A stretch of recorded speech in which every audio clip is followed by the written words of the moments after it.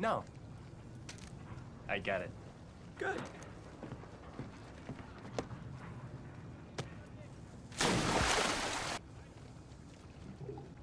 Thank God I didn't ask him to park the car.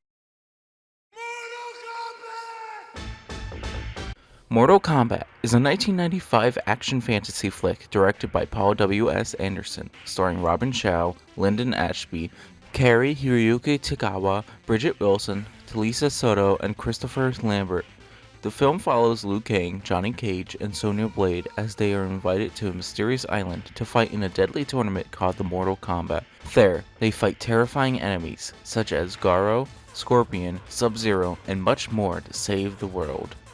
With a runtime of 101 minutes, the film offers a fun time with bad-looking effects, a wild story, great comedy, and cool fight scenes.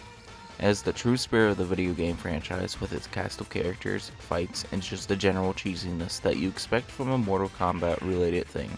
There are some great moments of comedy in this movie, especially with Johnny Cage played by Lyndon Ashby, who does a phenomenal job at playing him. This movie is the second film that Paul W.S. Anderson had directed, having him go down a road of crazy movies and video game adaptations that aren't exactly the most accurate thing. After this, he made such films as 1997's Event Horizon, the Resident Evil series of films, 2004's Alien vs. Predator, the Death Race series of films, and much, much more. Although he was relatively new to directing, Anderson was hired and had to learn about visual effects and fight scenes all on his own before making Mortal Kombat. Try to make sure that the fans of the franchise were the first test screeners of the movie. Mortal Kombat as a video game franchise has been around since 1992, developed by Midway Games and created by Ed Boon and John Tobias.